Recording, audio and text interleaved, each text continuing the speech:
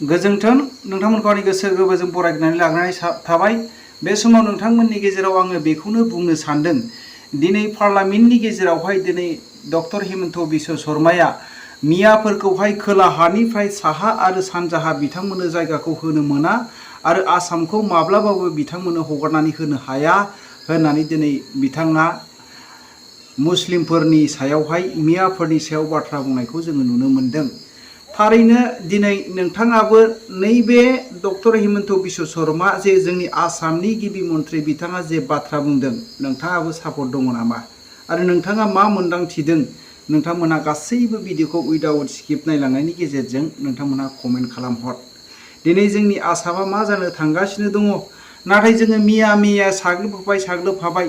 जोङो दिनैहाय आसामखौ बासायनोब्ला दिनै मानो डक्टर हिमन्त बिश्व शर्माया दिनै एथ' गोबावनिफ्राय दिनै कंग्रेसनिफ्रायनो लानानै दिनैहाय बिजेपि सरकारसिमाव बिथाङानो सापर्ट जानानै दंबोयो, सालायबोगासिनो दङ।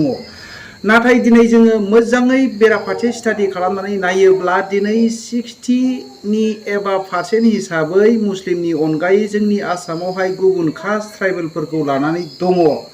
बिथांनि बिथांखिया आंनि मोन्दांथिनायब्ला गासै दिनै मिया हिन्दु मुस्लिम बेफोरबायदि बाथ्राखौ लानानै दिनै बिथाङा आसामखौ सालायबाय थानाय सिमां नुनायखौसो जोङो नुनो मोनदों रायजो राजाफोर। आरो मोनसे बाथ्राखौ जोङो नुनो मोनदों, थारैनो बेराफारसे जुदि सेन्टिमेन्टि गोलोबोजों नांदोंब्ला बियो मोनसे नांथावथाव आरो बिथांनि बाथ्रा बुंनाया सैथोमार। आरो दिनै जोङो नुनो मोनदों मिया साग्लोबबाय होननानै गोबांथार मानसिफ्रा दिनै बुंदों। नाथाय जोंनि ट्राइबेल सुबुंफोर आरो गुबुन कास्टनि मानसिफ्रा फिसा सानैनि बारा खाङा। बेयावसो जोंनि गासै पपुलेसनफ्रा खम जानो थांगासिनो दङ। बिथांमोननि गेजेराव सोरबाया गोबांथार दा खम लाग्रा जाबाय। बेबायदिनो 10 बोसोरनि सिगांथ' सासे मुस्लिमा 3-4 हिनजाव लानाय आरो बेबायदिनो सासेनि गेजेरावहाय 3-4 गथ' खांबोनाय, जेसेबांनाखि खांनो थाबथाया मानो बिथांमोनहा खांबाय थानाय, जायनि फलाव बिथांमोनहा दिनै वालावनो साग्लोबनानै फैनो गोनां जादों आरो बिथांमोननि पपुलेसना बारायबोदों रायजो राजाफोर। बेनिखायनो नोंथांमोनहा मा मोन्दांथिदों? थारैनो डक्टर हिमन्त बिश्व शर्मानि बुंनाया सैथोमार नामा? बिथांखौ दिनै सापर्ट होथावथाव नामा?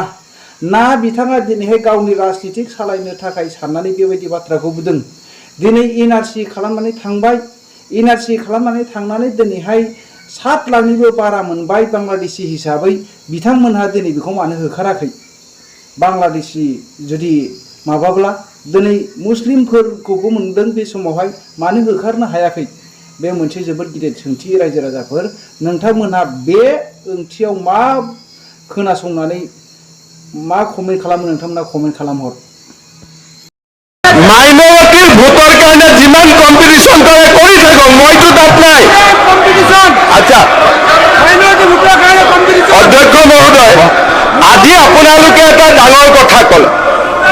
আজি চব জানি বা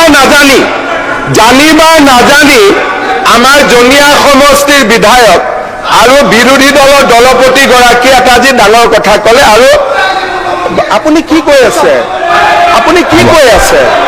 আৰু মই পক্ষ ল'ম না, আপুনি কি কৰিব? মই পক্ষ ল'মেই, মই পক্ষ ল'মেই। প্লিজ যি কৰে কৰক না, মই ল'মেই। খবৰ দিয়কচোন, মই ল'মেই। খবৰ ল'মেই। আৰে কি লাগে এতিয়া? আৰে নহয় মই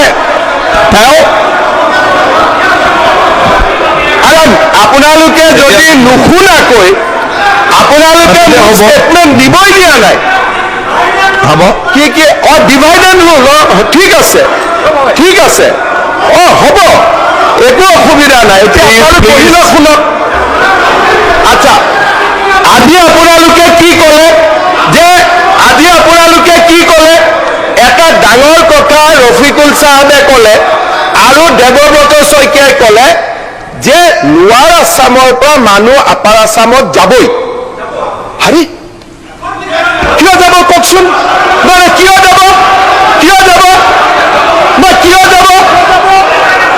যাব আপোনালোকে কওক।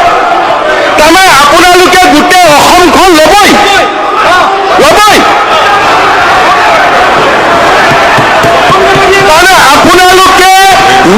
মুছলমান মানুহখিনিয়ে গোটেই অসম ল'বই, আমিও ল'ব নিদিওঁ, হৈ গ'ল, আমিও ল'ব নিদিওঁ। আপোনালোকে আজি হাউচত ক'লে যে আমি ল'মেই,